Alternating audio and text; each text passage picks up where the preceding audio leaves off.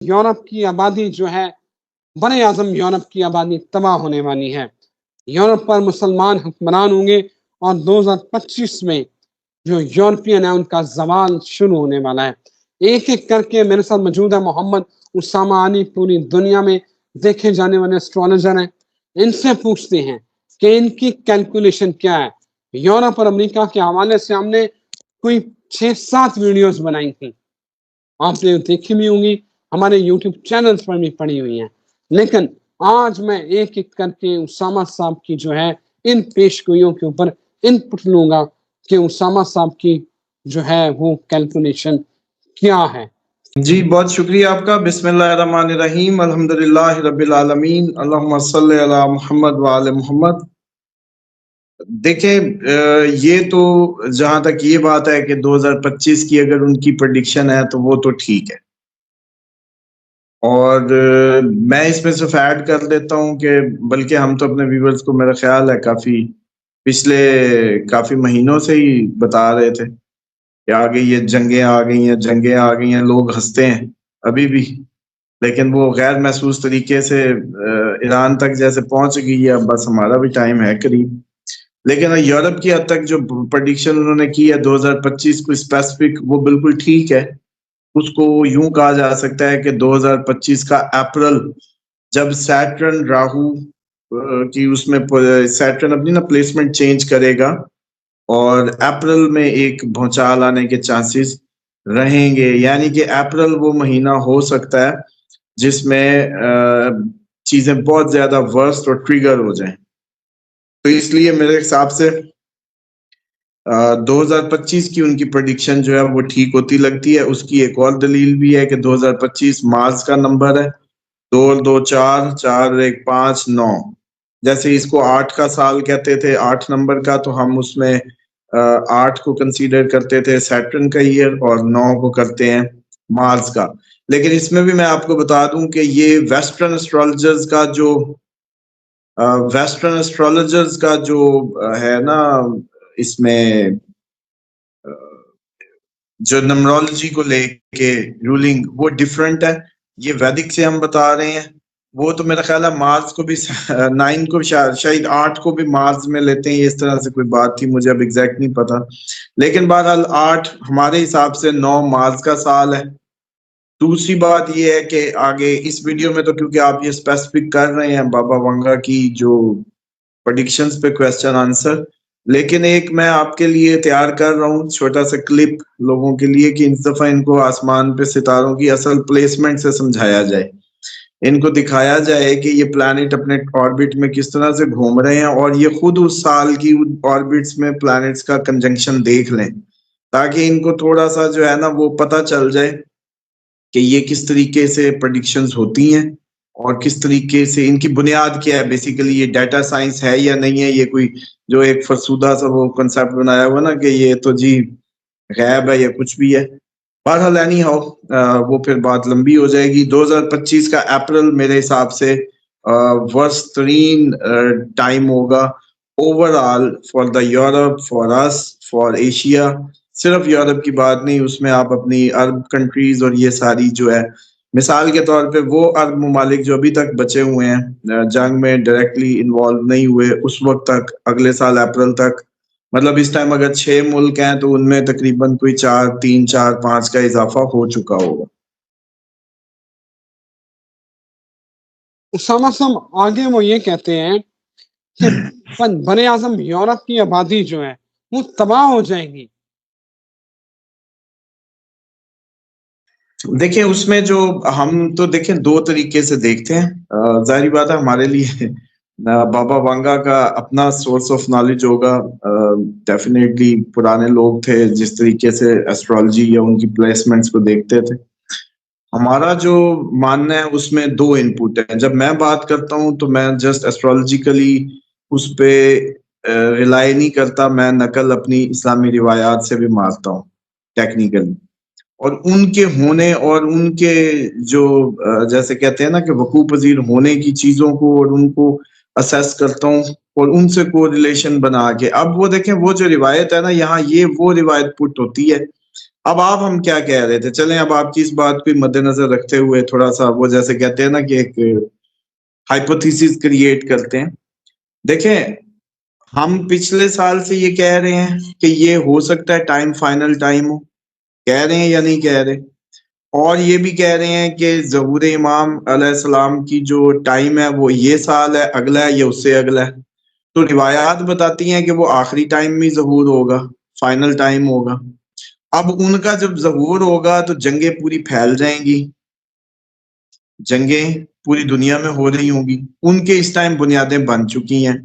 اور وہ روایت جو تھی ماہ رمضان میں سورج گرہن اور چاند گرہن کا اکٹھا ہونا، اس سال بھی ہوا، اگلے سال بھی ہے، اس سے اگلے سال بھی ہے.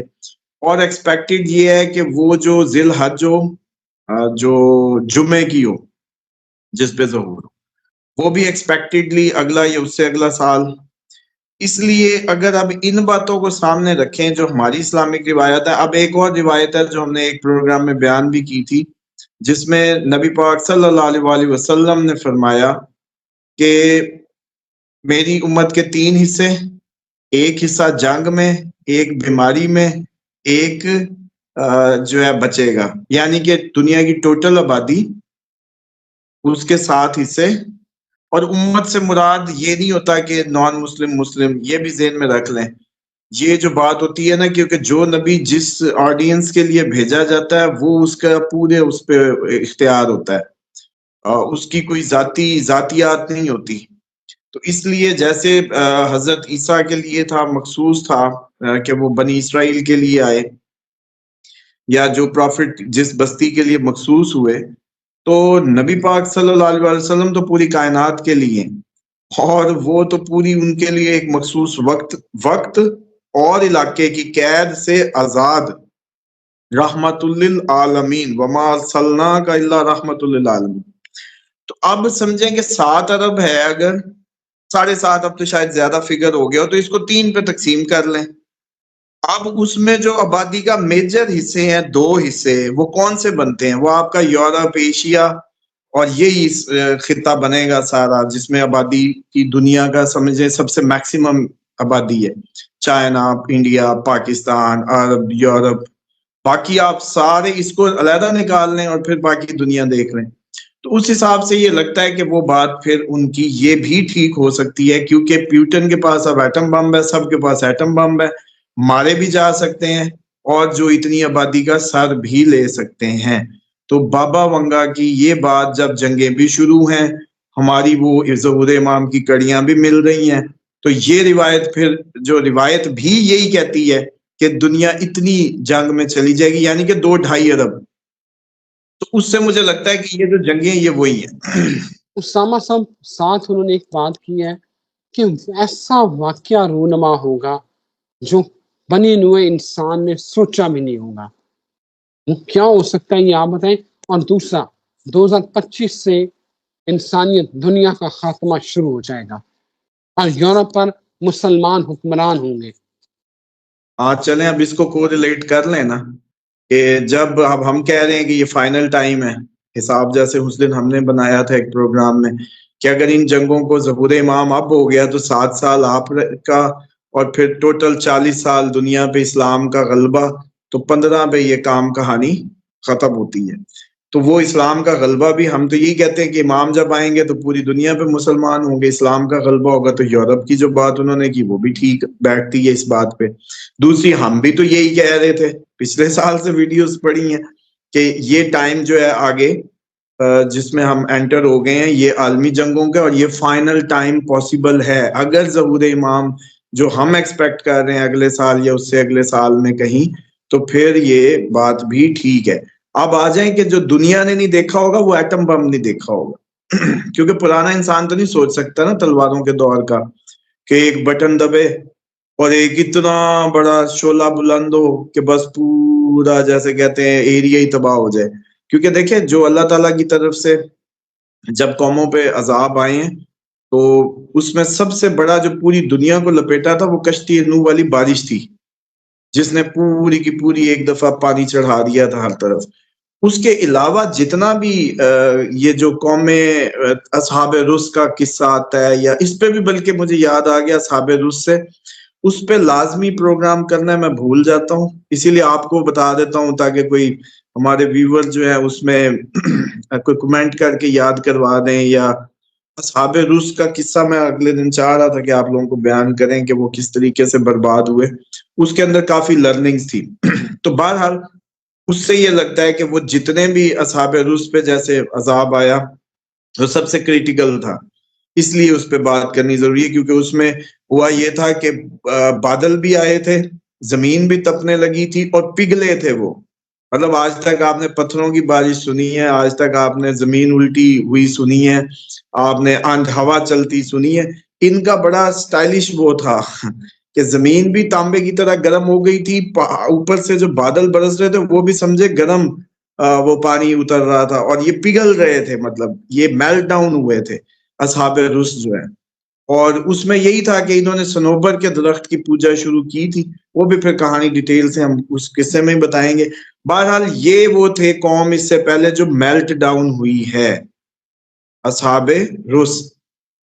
اس کے بعد یہ رس ایک علاقہ تھا، یہ اس کے نہر کے قریب رہنے کی وجہ سے، اس جگہ کے نام کی وجہ سے، اس جگہ سے ان کا نام اصحاب رس پڑے۔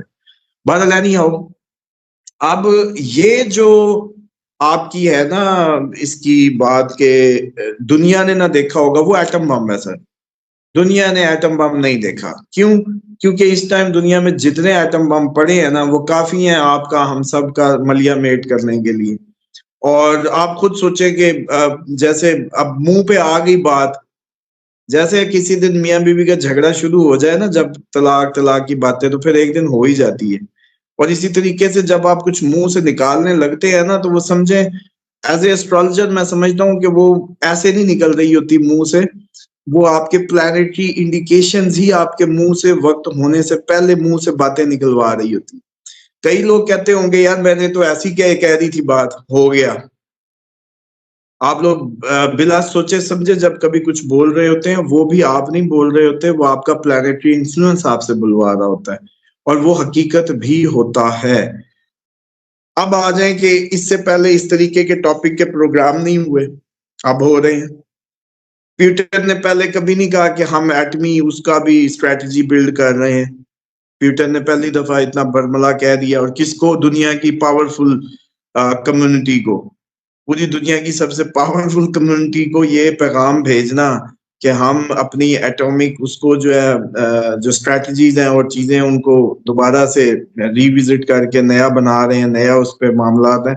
تو اب آپ سوچیں کہ بابا وانگا تو نہیں سوچ سکتا تھا ایٹم بم، لیکن وہ یہ کہہ سکتا تھا کہ اس طرح سے سوری خاتون تھی تو وہ منہ سے جمع کا بابا لگا کے وہ ہمارے بھی منہ سے وہ میل سیگا ہی نکل گئے۔ تو بہرحال اس میں یہ ہے کہ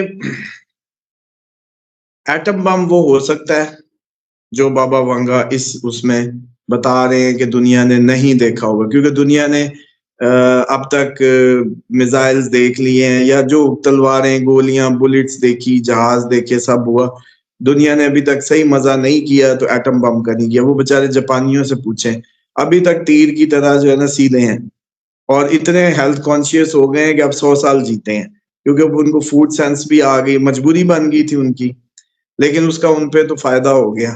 بہرحال یہ میرے حساب سے بابا وانگا نے جو کہا ہے وہ ایٹم بم ہے، اور وہ چل سکتا ہے اگلے سال۔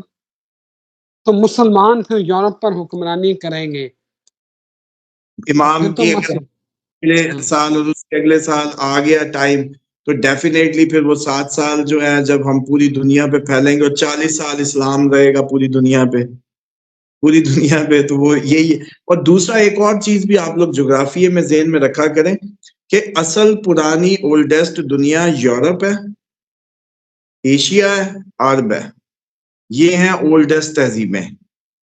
آسٹریلیا نو آباد ہے، امریکہ نو آباد ہے، کینیڈا نو آباد ہے، اور یہ باقی جتنی، یہ بھی بلکہ پروگرام میں کسی میں بتائیں گے کہ کس وجہ سے یہ جو افریقی اور یہ جو چائنیز ہیں یہ تو فلم کے جیسے کہتے ہیں نا پٹے ہوئے کریکٹر ہیں۔ اس کی ریزن یہ ہے کہ یہ بھی ایک روایت میں اگلے دن دیکھ رہا تھا کہ حضرت نوح علیہ السلام جو تھے سوئے ہوئے تھے، تو یہ جو سام اور حام اور یہ جو تھے نا ان کا جیسے سطر ننگا ہوتا تو ہنستے تھے. تو اس میں پھر یہ ہوا کہ ان کو وہ جیسے اٹھے تو آنکھ کھل گئی تو انہوں نے کہا کیوں ہنس رہے ہو؟ تو وہ کہتے جب آپ سوئے ہوتے تو کپڑا اٹھ جاتا تھا تو ہم اس پہ یہ ٹونٹ کر رہے تھے نا. تو اس میں پھر ان کو یہ پٹ پڑی تھی کہ ان کی نسلوں سے کچھ نہیں ہوگا. اور پھر اسی لیے جو تیسرا تھا میرے اچانک ذہن سے حام سام اور ایک اور تھے اچانک میرے اس سے سلپ ہو گیا. بہرحال اگلے پروگرام میں اس کو میں ذکر کر دوں گا. تو پھر یہ جو گورے ہیں نا جو ہم لوگ ہیں اور گوروں اور یہ جو وائٹ بریڈ اور یہ ساری کام اسی کا ہی ہے بس پلے رول میں کریکٹر جو ہے نا انہی کے اندر ہی ریوائیو ہونا ہے. دنیا چلانی انہوں نہیں ہے. نہ یہ چائنیز چلا سکتے ہیں نہ ہی افریقی چلا سکتے ہیں.